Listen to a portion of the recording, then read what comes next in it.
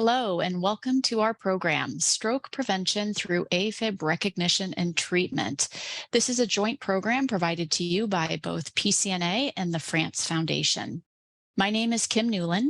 I am a cardiology nurse practitioner and clinical nurse specialist out of Sutter Health in Northern California. Today, I am joined by Laura Van Broecklyn. I am Laura Van Broecklyn, and I'm a nurse practitioner that works in Denver, Colorado at Denver Health in electrophysiology.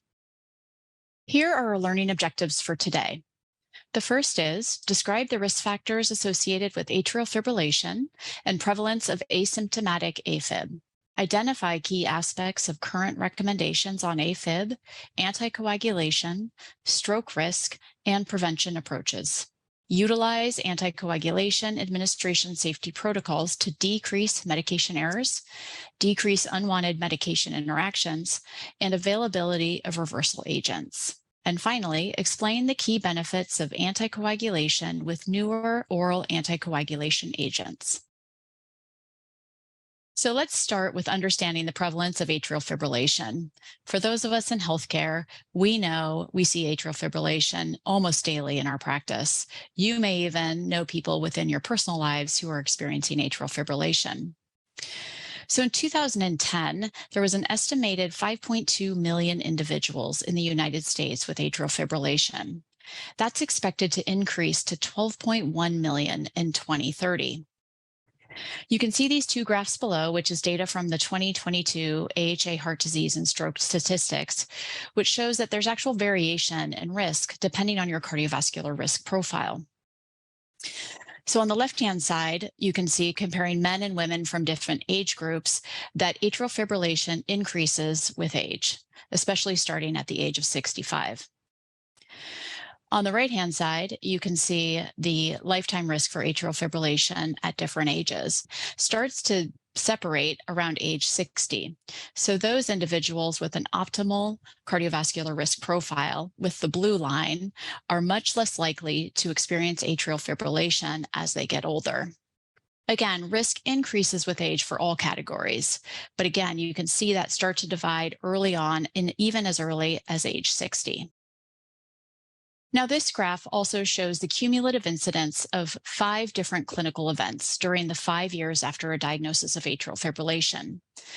So you can see the top line, which has the much higher arc, is the incidence of death, and that increases more than the other 4 conditions, with an almost 50% cumulative incidence over 5 years. Heart failure is next, with a 5-year cumulative incidence rate of almost 15%. And then you can see stroke, GI bleeding, and myocardial infarction, with between 3 to 6% cumulative risk for each condition.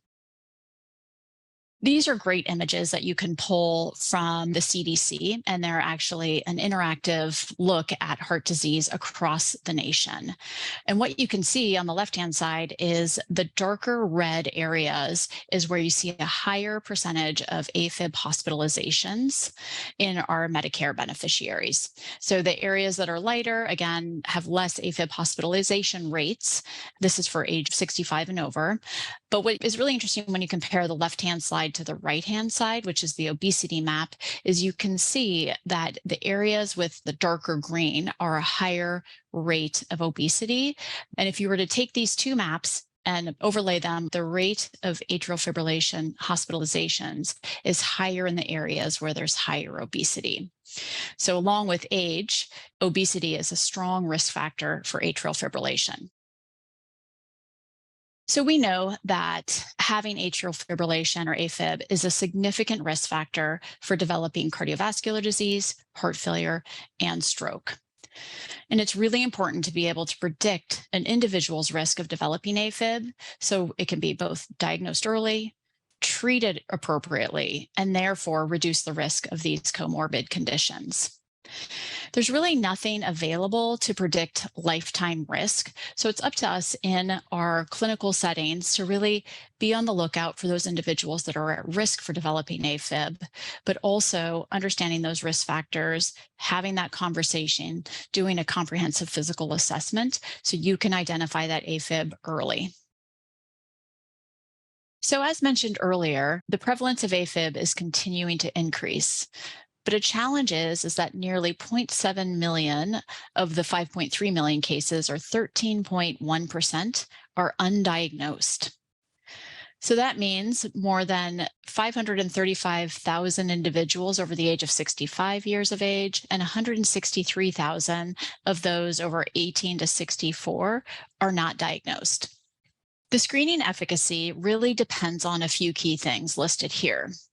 So one is you have to understand the underlying risk in the population that you're looking at. So individuals who are not at high risk for AFib will not likely have atrial fibrillation.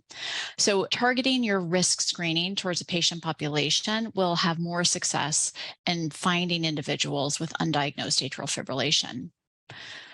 Also take into consideration the intensity and duration of the screening. If I check somebody once for 1 minute, chances are I'm not going to identify atrial fibrillation. So I really need to make sure that if I'm looking for atrial fibrillation, or if I'm concerned that a patient or a patient population is at higher risk for AFib, that I'm listening or feeling for a pulse longer than I would in a normal physical exam, or that duration of screening may last beyond this appointment. So maybe somebody needs to be put on a monitor, a wearable monitor that they can take home and wear for 2 weeks to a month. That can really help us pick up that atrial fibrillation. Again, the method is also really important to consider. On the right-hand side, there's a whole variety of ones that you can use. A lot of people have watches or smartphones they can use, but we wouldn't probably rely on that if we're really concerned about atrial fibrillation. We'd set them up with a wearable monitor. But for just initially identifying it, if you're doing a screening within a community, auscultation, so listening for a full minute with a stethoscope at the chest, doing a good pulse palpation at the wrist or at the neck. If you're doing blood pressure screening and you're having a hard time picking up the blood pressure because the rate or rhythm is irregular, that may be a trigger as well. All right, so we talked a little bit in the previous slides of understanding the patient population. So here's a slide outlining the underlying risk factors for AFib. You can see the list is pretty long. At the top are the key ones that you really want to be identifying. And the first is age. Age is really the most important risk factor for AFib. It's associated with increased AFib burden with a sharp increase after age of 65. So you saw that also on previous graphs. So the population of individuals over 65 is expected to double from 12% back in 2010 to 22% in 2040, which is a big part of the increased prevalence we'll see in AFib. The next risk factor that is significantly tied to atrial fibrillation is hypertension. So again, its prevalence is also expected to increase, and up to 46% of individuals with hypertension account for about 25% of all AFib cases. The other one listed next to hypertension is obesity. We talked about that in that slide with the maps. It's also a significant risk factor, but you can see that's not where the list stops. I won't read these all out to you, and you can see, again, there's multiple other risk factors to include in kind of your assessment and when you're looking for atrial fibrillation. A newer one that's probably come to light in the last couple of years is this kind of miscellaneous category of infection. But COVID-19 for sure has, we've seen a significant rise in atrial fibrillation cases as we've continued to experience the pandemic and patients getting admitted. The other boxes also highlight some of the personal, lifestyle, and social factors, as well as the social determinants of health that continue to be tied to a higher risk for atrial fibrillation. These also remain essential prevention targets. So if we really start talking about preventing atrial fibrillation, not only addressing these risk factors, but also looking at how we can help individuals who may be at higher risk based on where they live, what access they have, their poverty level, and really make an impact on prevention of atrial fibrillation.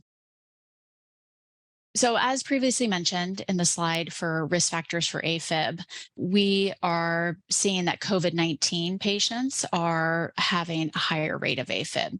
But what we're also seeing is that there's less patients actually getting diagnosed with new AFib during the pandemic. So, between 2019 and 2020, there was actually a 47% reduction in total number of AFib patients. Most likely not because patients were not having AFib, but people were not coming in to hospitals and clinics and clinical settings and were actually told not to come in. So there was a reduction in that early diagnosis. But at the same time, what we're seeing is that patients with COVID-19 are having a rate of AFib of 5.4%. So 1 in 20 patients hospitalized with COVID were also diagnosed with atrial fibrillation. And it was a marker of disease severity in patients with COVID-19 and also associated with an increased in-hospital mortality.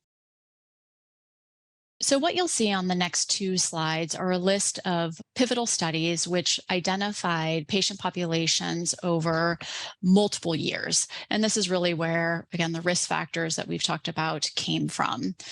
And they have really been trying to identify an accurate and easily applicable risk score. Again, we haven't really found one, but there's been a lot of data pulled from looking at thousands of individuals and really trying to understand what puts a patient at a higher risk. So on this slide, you can see the details of the Framingham Heart Study, the Atherosclerosis Risk and Community Study, and the Malmo Diet and Cancer Study. There are 5 more listed here, and these are really the clinical risk score. So trying to identify what puts someone at risk for actually developing a stroke when they are diagnosed with atrial fibrillation. So you can see the CHARGE AF, the CHADS, FAST, HATCH, and the CHEST. There's been analysis of even more scores. There's a recent study that compared 19 risk scores, multiple external validations and updates. And really what the guidelines have endorsed is the CHADS FAST score. And this risk scoring continues to be the most frequently utilized for looking at someone's future risk for developing an ischemic stroke.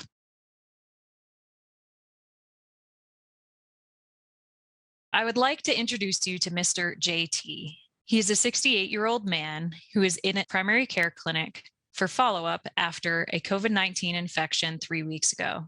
He has been isolating, wearing his mask, and staying home and away from others until this time. This is his first visit out.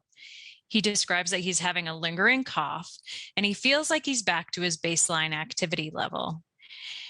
The provider checks his blood pressure, which is 120/68. His heart rate is 110 beats per minute at rest, and his oxygen looks good on room air at 96%. He denies any chest pain, shortness of breath, edema or swelling in his legs, lightheadedness, or dizziness. Due to his recent COVID-19 infection, elevated and irregular heart rate during auscultation, the clinician decides to move forward with completing an EKG for this patient. Mr. JT's EKG reveals atrial fibrillation. He's currently asymptomatic.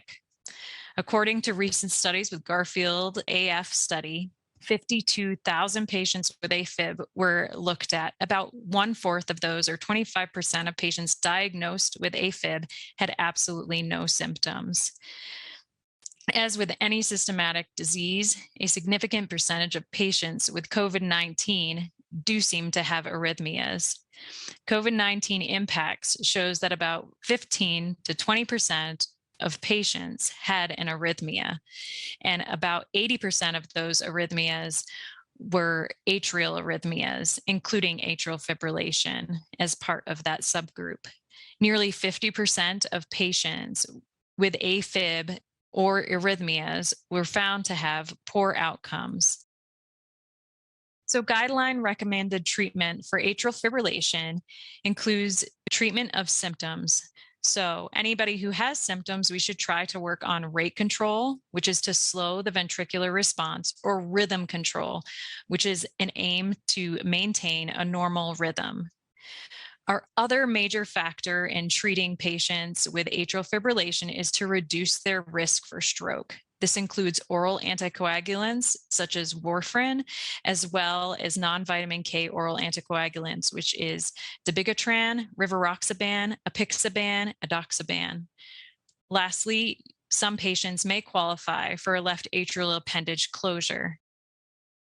Let's look at our first approach to treating symptoms, which is rate control to reduce ventricular rate. We have our standby and first line of treatment medications, such as beta blockers. This includes atenolol, bisoprolol, carvedilol, metoprolol, nadolol, propranolol, timolol. Then we also have our calcium channel blockers, such as diltiazem and verapamil. We have a great picture here depicting who and what qualify for the different medications for rate control. Lots of these medications have not changed over time. It is important to note that in heart failure, sometimes we will consider using digoxin as a rate control medication. On this slide, amiodarone is at the bottom. Again, that's typically a medication to help out with making sure that we are in a normal rhythm. So that is its primary use, but endgame sometimes includes using that for rate control as well. Beta blockers may be influenced by if somebody has heart failure or hypertension, migraines, angina, or asthma. These are all things that need to be considered when selecting a beta blocker for a patient. To continue our discussion, we'll talk about rhythm control, which is, again, maintaining a normal sinus rhythm. We can use medications, antiarrhythmics, which can assist with pharmacological cardioversion. These medications include amiodarone, flecainide, tafetalide, abutalitide, and propafenone. Our next option is electrical cardioversion. This is when we use electricity to fix electricity. We use electrical impulses from the outside of the body to restore a normal sinus rhythm within the body. Our last option to maintaining a normal rhythm at this time is using something called an atrial fibrillation catheter ablation. This is a procedure in which we utilize radio frequency to create a scar in the heart tissue, isolating the irregular atrial fibrillation impulses. We basically put those irregular beats into a gel and they're unable to come out. We then go back to our normal sinus rhythm of our sinus node leading to our AV node, and then having the option to reset. If we take a picture at the schematic from the older guidelines, we can see that with no structural heart disease, we have quite a few options in treating rhythm. We typically have the option to do a catheter ablation and then move on to other medications such as dofetilide, dronetadone, flecainide, propafenone, and sotalol. Amiodarone is also an option. This is a medication that we typically use as a last resort due to its side effect panel.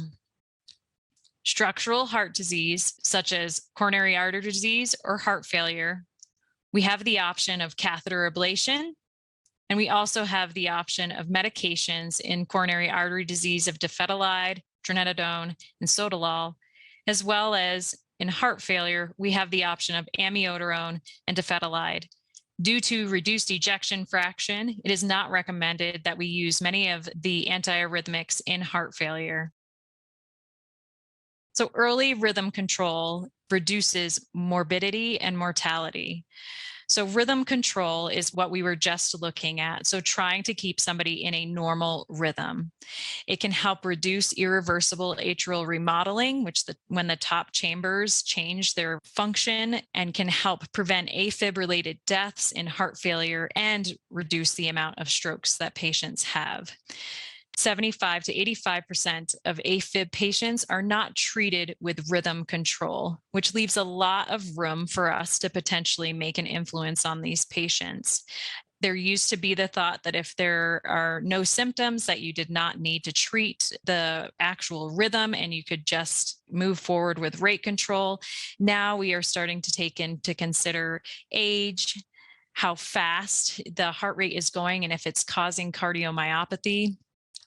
disabling symptoms, as we discussed, increased risk for stroke based on other risk factors for this patient, and the fact if it's paroxysmal or regular rhythm. Pregnancy can also put you at higher risk if you are in an irregular rhythm to be able to perfuse your placenta and your child.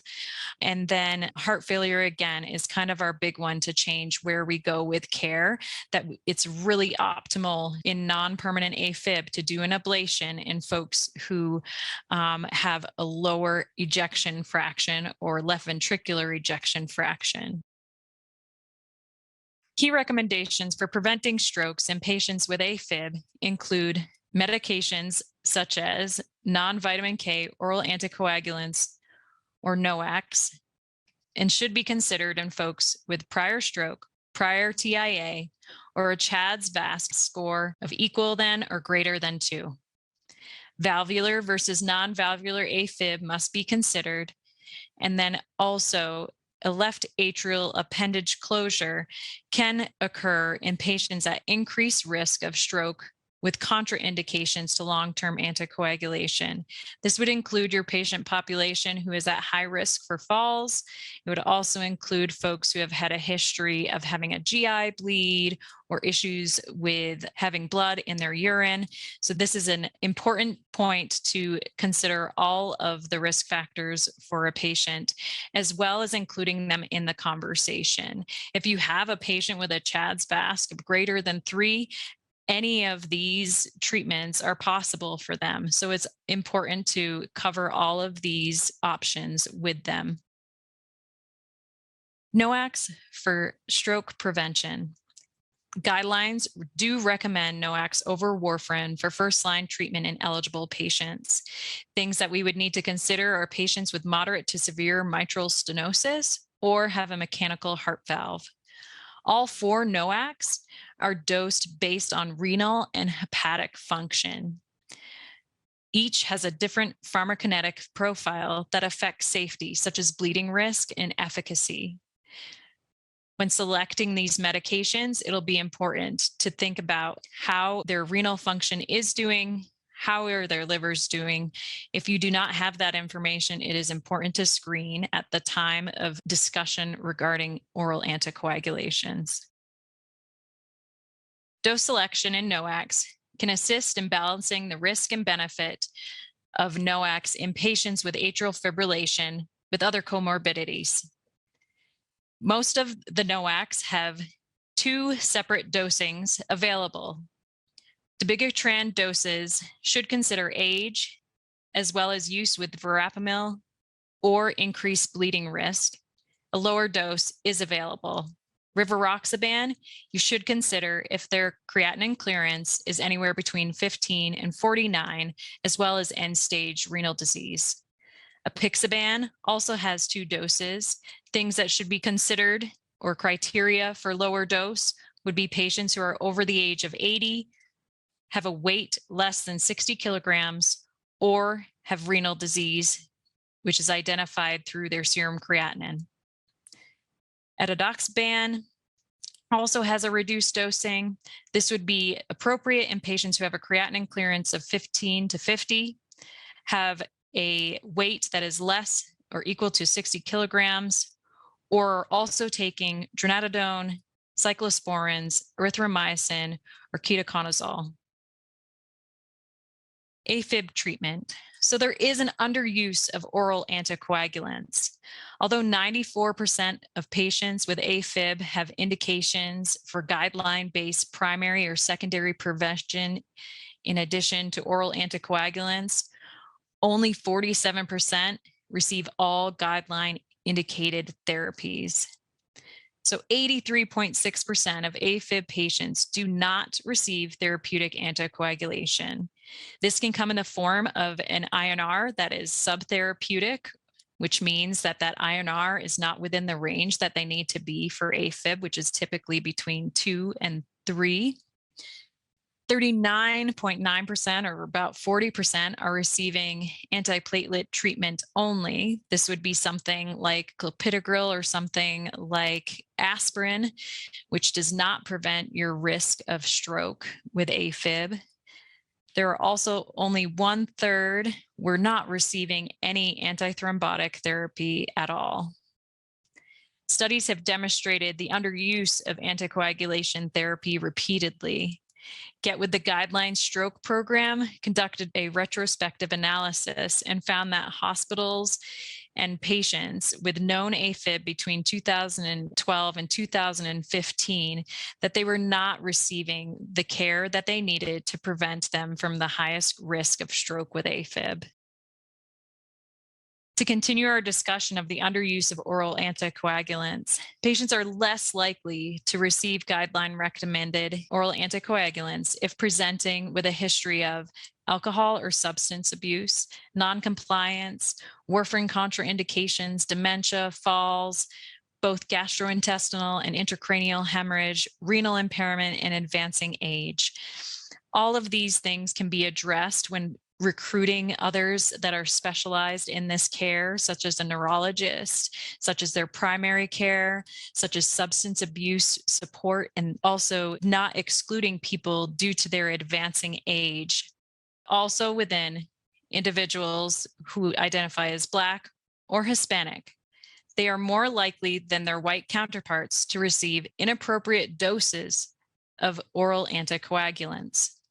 It is apparent that we have a lot of work to do in delivering the best guideline-directed care for all of our patients who come through our door.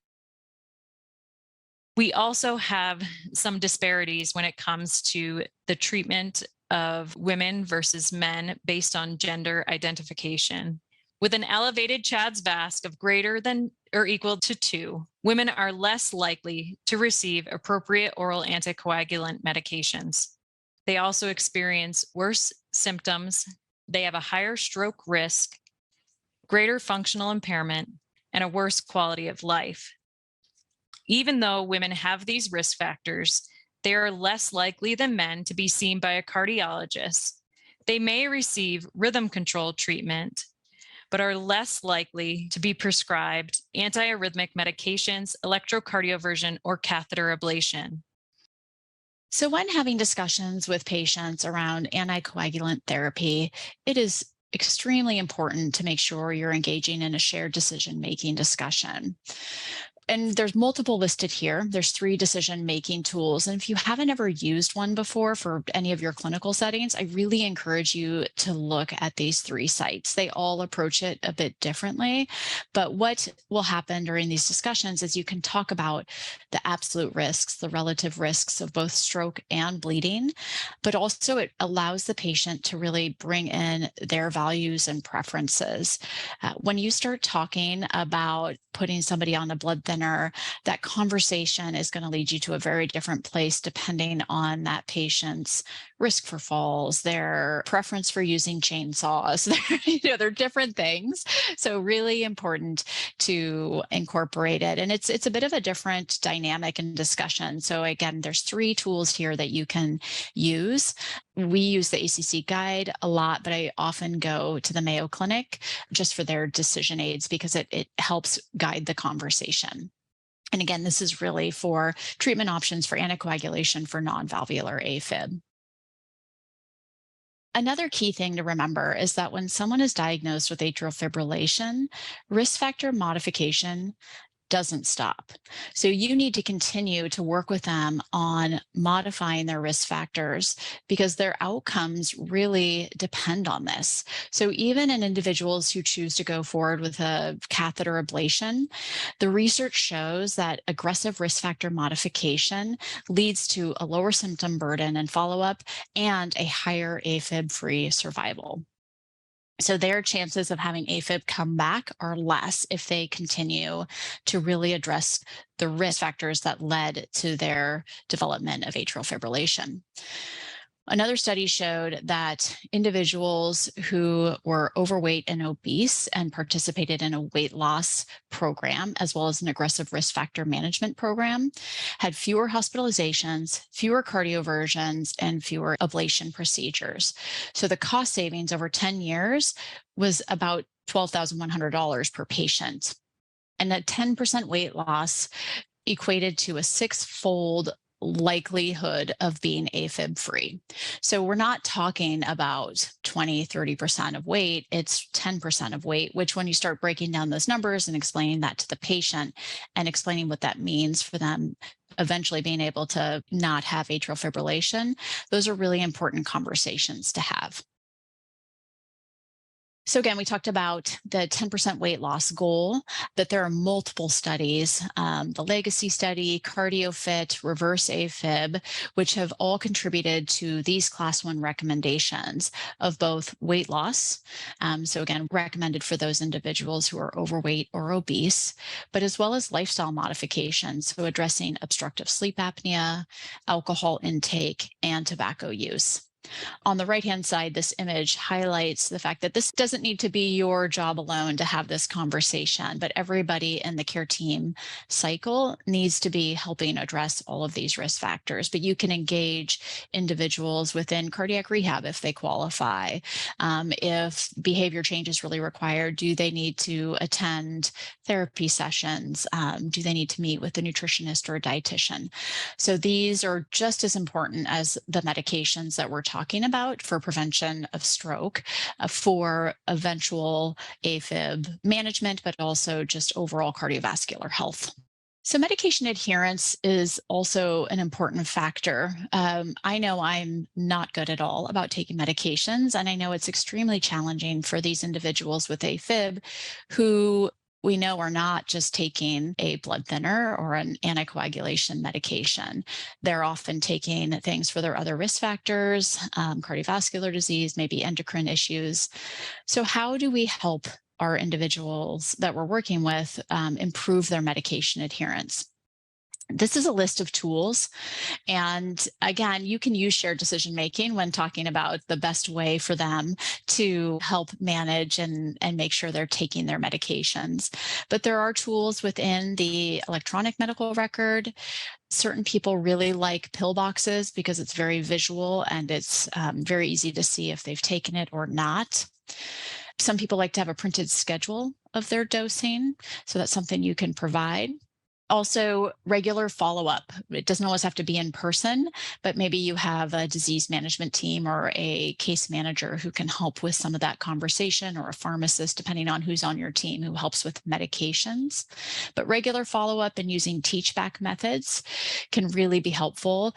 If you're lucky enough to have a designated anticoagulation team, then definitely utilize them. They're very skilled at conversations around medication adherence. Lots of reminders. I think you can set a reminder on your phone or your watch for everything. And so that's a possibility, or even a smartphone app. At PCNA, there are some tools as well that you can download and use for helping your patients track their medications. Any patient on an anticoagulation medication needs to have a conversation around safety protocols. So there are certain conversations you're having with everyone who's on an anticoagulant, and that is, being careful about not falling, not doing activities which may put them at risk for falling, even being careful doing day-to-day activities such as, cutting up your fruits and vegetables or shaving. But some extra things that you want to put into place are, if somebody's on amiodarone and warfarin, you need to be careful that you're doing more frequent INR monitoring. Also, for patients on NOACs, being aware that certain drugs affect the potential dosing or affect the strength of the medication. So you need to think of medications that affect the glycoprotein permeability, as well as CYP3A4 inhibitors or inducers.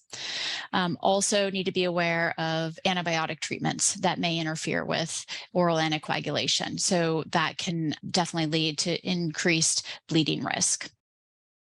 So when going back to that discussion around shared decision making, you may want to bring out that CHA2DS2-VASc score as well as the HAS-BLED score. So this score is a risk score for bleeding when someone is on anticoagulation. And this one has been shown to perform better than other risk scores. So each of the letters correspond to a clinical characteristic. So H for hypertension, A is for abnormal liver or renal function, where you get 1 point for either liver or renal dysfunction. S is for stroke, B is for bleeding, L for label INR. E is for elderly, so over 65. And then D is for drugs and or alcohol. They're separate categories, but the drugs really is someone taking an over-the-counter medication that may increase their risk for bleeding, such as aspirin or NSAIDs. And then alcohol is alcohol consumption.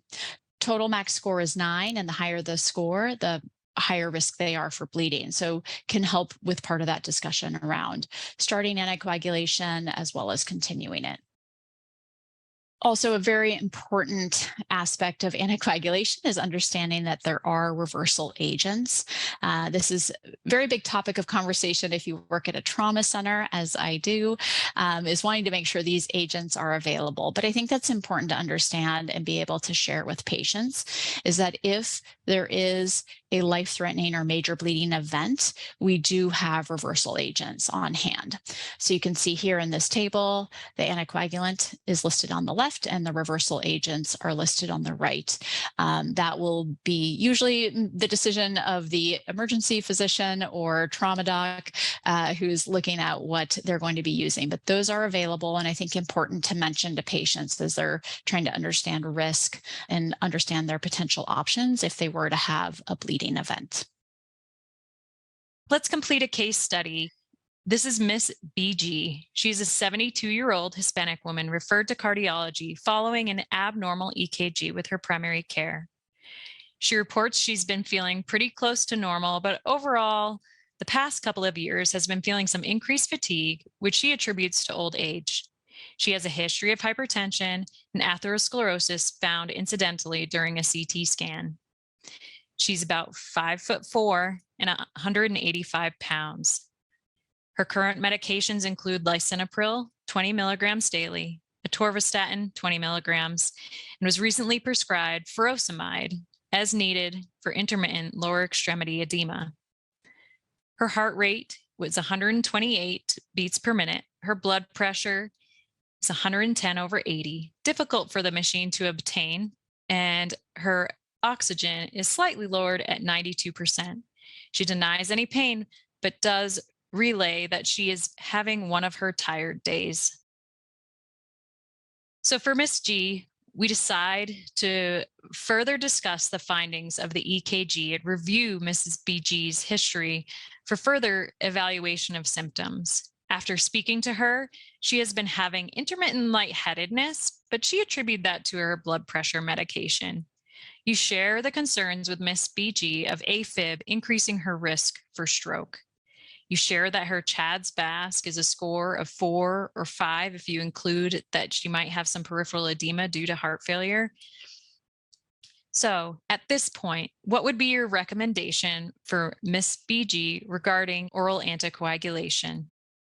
We would typically recommend an oral anticoagulant with possible consideration for a left atrial appendage closure. This is an opportunity to have a shared decision-making conversation with the patient about the best option for their care and their long-term needs.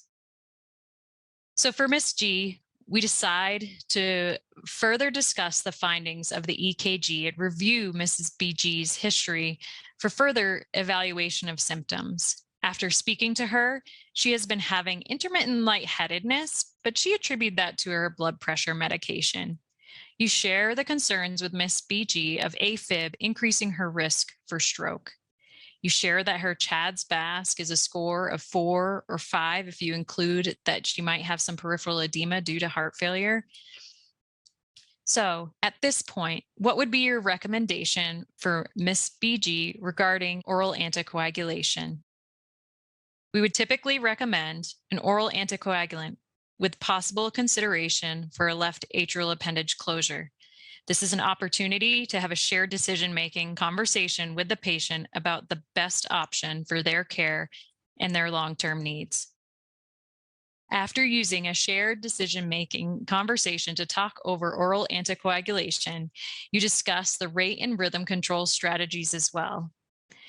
She does not have lower extremity edema or elevated JVP, dramatic weight increases or dizziness.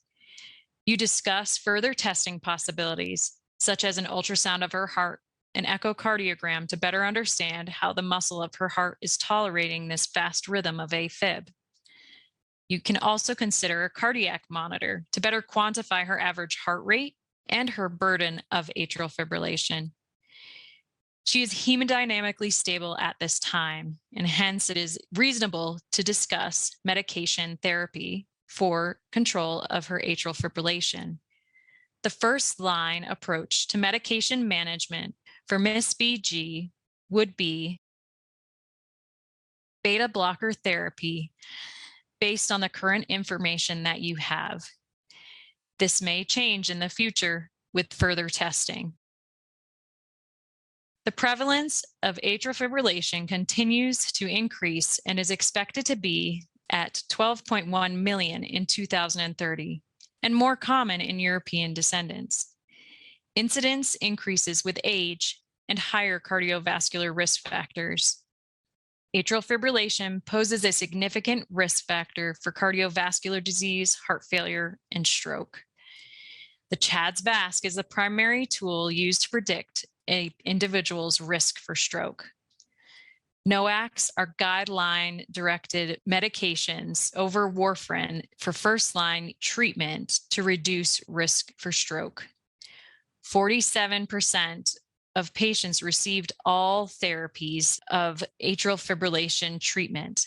This was less in women and less in Blacks and Hispanics. Each treatment option has opportunity for shared decision-making conversations with your patient.